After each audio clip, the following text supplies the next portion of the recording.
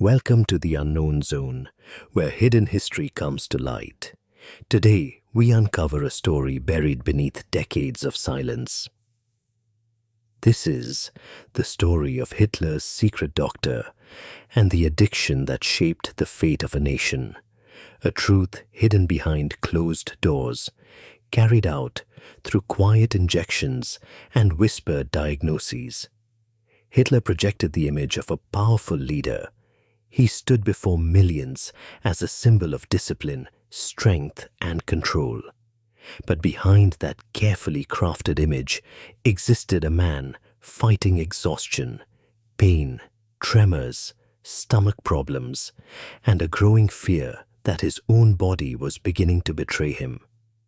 To hide these weaknesses, he relied on one man more than anyone else in his inner circle. A doctor named Theodor Morell, whose treatments carried a secret that would follow Hitler until his final days.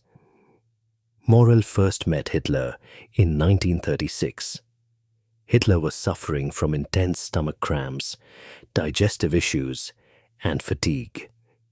Dozens of doctors had failed to relieve his symptoms. Morell entered the room with absolute confidence.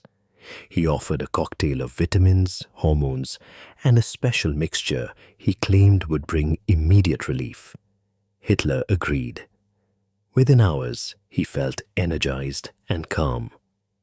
To Hitler, it felt like a miracle.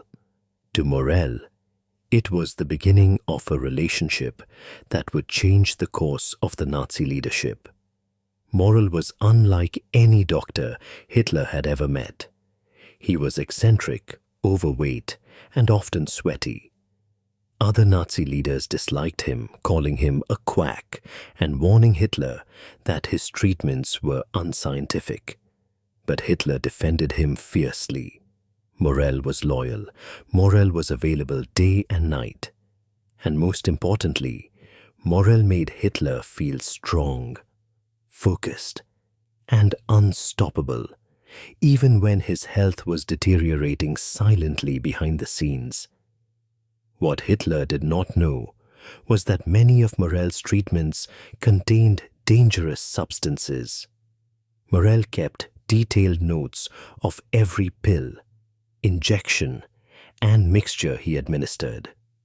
These notes were discovered after the war, revealing that Hitler was being given powerful stimulants, opioids, tranquilizers, hormones, and experimental drugs that had never been properly tested. One of the most alarming substances was pervitin, a methamphetamine used widely in Germany to keep soldiers awake. Another was Eucodal, a synthetic opioid with strong addictive properties. Together, these drugs created a cycle of artificial energy, followed by deep crashes. To manage those crashes, Morell introduced new drugs. Soon, Hitler's body depended on these substances more than anyone around him realized. In public, Hitler appeared energetic and commanding, but behind closed doors, he required regular injections just to function. Morell followed him everywhere, at meals, during briefings, inside trains, planes, and bunkers. Hitler grew so accustomed to Morell's presence that he once said he could not imagine functioning without him. His dependency was no longer medical. It was psychological. As the war intensified, so did Hitler's reliance on Morell. During the invasion of the Soviet Union in 1941, Hitler was under enormous pressure. The long hours, high stress, and bitter climate affected his stamina. Morell responded by increasing the frequency of injections and introducing new mixtures. These drugs allowed Hitler to stay awake for long periods, but their side effects grew more obvious. His hands trembled. His moods shifted rapidly. His decisions became impulsive and sometimes disconnected from reality. His generals noticed but kept their concerns private. Confronting Hitler about Morell meant risking their positions and possibly their lives. At Hitler's wartime headquarters, the Wolf's Lair, Morell became a constant shadow. Officers whispered behind closed doors that the Führer was being drugged. Some believed Morell was slowly poisoning him. Others thought he was simply incompetent. But Hitler trusted him completely. Even when generals demanded Morell be removed, Hitler protected him. He called Morell his indispensable doctor and claimed he was the only man who truly understood his body. The situation escalated dramatically after the July 20th, 1944 assassination attempt. Hitler survived the explosion, but he suffered serious injuries. His eardrums were damaged, his arm was burned, and he was shaken physically and mentally. In the chaotic hours after the attack, Morell administered a series of strong injections to stabilize him. The drugs allowed Hitler to appear composed in the propaganda film recorded shortly after the explosion. But behind the scenes, his health was deteriorating faster than ever. He was becoming increasingly dependent on Morell's treatments, and the drugs were beginning to dominate his physical and emotional state. By late 1944, Hitler's appearance had changed drastically. His face grew pale and thin. His movements slowed. Tremors in his left hand became impossible to hide. His eyesight weakened and his digestive system suffered. Morell tried to counter each symptom with new drugs, creating a dangerous cycle of stimulation and sedation. Some of the substances he used included high doses of steroids, animal hormones, and experimental compounds with no medical approval. Morell believed he was helping, but he was pushing Hitler's body beyond its limits. Inside the Führer bunker, in 1945, the walls were closing in. The Soviet army was advancing through Berlin. The Reich was collapsing. Hitler's physical and mental state had deteriorated to its worst point. Yet Morell continued to treat him daily, offering injections, even as the bunker filled with fear and resignation.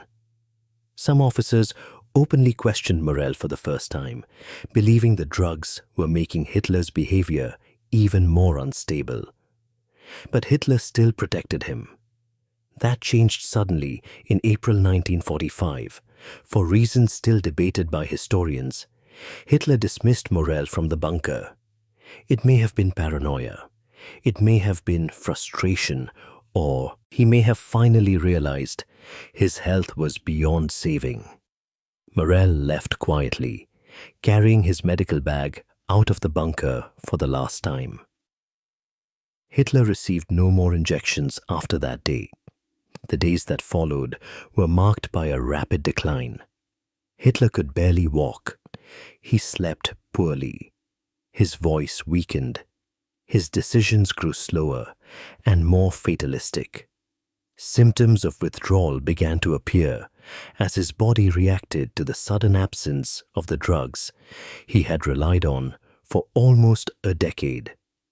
In his final week, he was a shadow of the man who once commanded an empire. His strength was gone. His focus was broken. His body had finally failed him. After the war, Morell tried to explain his role. He insisted that he only provided what Hitler requested. But his medical records told a clearer story. They revealed a decade of dependency, hidden behind the image of a powerful leader. They revealed how drugs influenced Hitler's decisions, his moods, and his physical stability. They revealed how a doctor with questionable methods gained unprecedented access to one of the most dangerous men in history. Morell died in 1948, isolated and disgraced. His legacy remains one of the most unsettling aspects of the Nazi leadership. The man who claimed to be the embodiment of strength was, in reality, dependent on a constant stream of drugs to maintain his image. His public persona was an illusion created by injections, pills, and carefully controlled appearances. And the truth behind that illusion shows how vulnerable he truly was. The story of Hitler and Morell is more than a medical account. It is a portrait of power held together by deception. It shows how addiction can hide behind authority. It shows how loyalty, secrecy, and desperation can distort judgment. And it shows how the fate of millions can be influenced by the quiet decisions made inside a single medical office. What appeared to the world as strength was, in many ways, a fragile structure held together by chemicals. In the end, the Führer who demanded absolute control was a man controlled by a dependency he never confessed. It is a reminder that even figures who shape history can be driven by hidden weaknesses, concealed beneath the surface of their public image.